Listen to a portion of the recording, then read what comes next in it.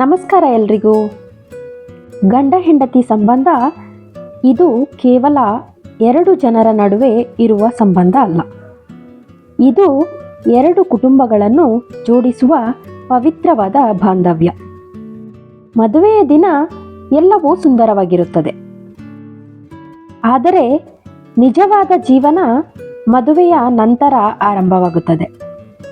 ಸಣ್ಣ ಸಣ್ಣ ವಿಷಯಗಳು, ಭಿನ್ನಾಭಿಪ್ರಾಯಗಳು, ಅಹಂಕಾರ ಇವೆಲ್ಲ ಸಂಬಂಧವನ್ನು ದುರ್ಬಲ ಮಾಡಬಹುದು. ಆದರೆ ಕೆಲವು ಸರಳ ವಿಷಯಗಳನ್ನು ಪಾಲಿಸಿದರೆ ಸಂಬಂಧ ಜೀವನ ಪೂರ್ತಿ ಗಟ್ಟಿಯಾಗಿರುತ್ತದೆ.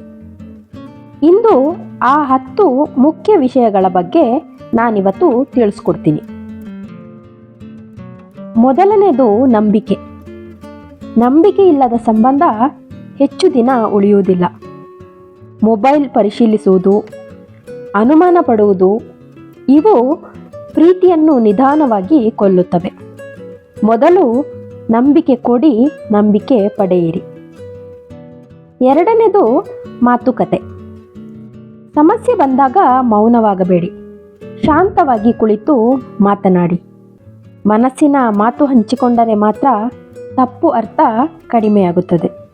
ಮಾತಾಡಿದರೆ ಮಾತ್ರ ಎಲ್ಲ ಸಮಸ್ಯೆಗಳನ್ನು ಬಗೆಹರಿಸೋದಕ್ಕೆ ಸಾಧ್ಯ. ಮೂರನೇದು ಪರಸ್ಪರ ಗೌರವ ಕೊಡಿ. ಗಂಡ ದೊಡ್ಡವನು, ಹೆಂಡತಿ ಸಣ್ಣವಳು ಎಂಬ ಭಾವನೆ ತಪ್ಪು. ಇಬ್ಬರೂ ಸರಿಸಮಾನರು. ಗೌರವ ಇರುವ ಜಾಗದಲ್ಲಿ ಪ್ರೀತಿ ಸದಾ ಇರುತ್ತದೆ. ನಾಲ್ಕನೇದು ತುಂಬ ಇಂಪಾರ್ಟೆಂಟ್, ಇದು ಸಮಯ ಕೊಡುವುದು.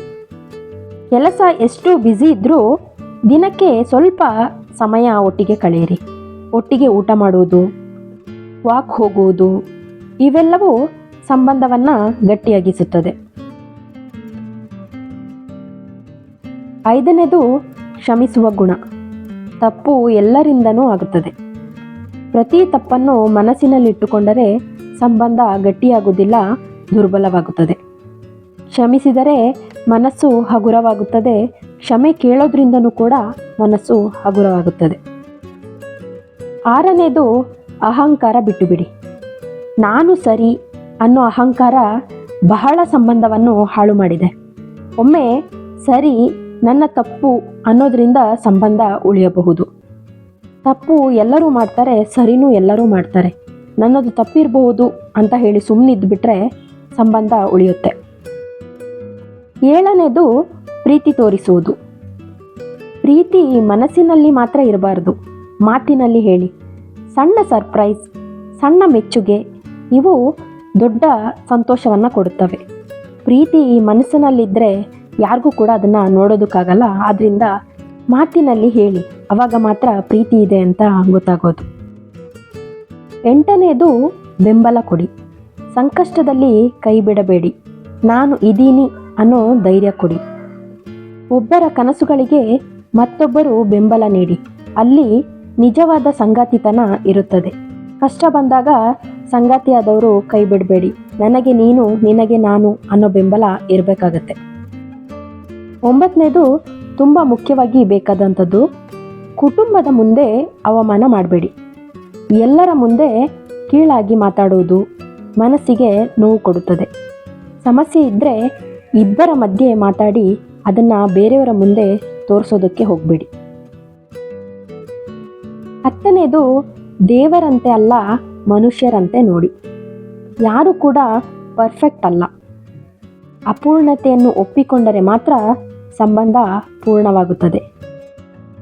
ಸ್ನೇಹಿತರೆ, ಸಂಬಂಧ ಗಟ್ಟಿಯಾಗಿರಲು ದೊಡ್ಡ ಹಣ ಬೇಕಿಲ್ಲ, ದೊಡ್ಡ ಉಡುಗೊರೆನೂ ಬೇಕಿಲ್ಲ.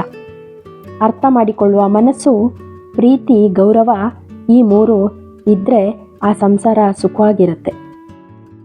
ಗಂಡ ಹೆಂಡತಿ ಒಬ್ಬರ ಕೈ ಒಬ್ಬರು ಹಿಡಿದು ನಿಂತರೆ ಯಾವ ಸಮಸ್ಯೆಯೂ ದೊಡ್ಡದಾಗುವುದಿಲ್ಲ. ಜೀವನ ಪೂರ್ತಿ ಜೊತೆಯಾಗಿರಲು ಅಹಂಕಾರ ಬಿಟ್ಟು ಪ್ರೀತಿಯನ್ನು ಆರಿಸಿಕೊಳ್ಳಿ.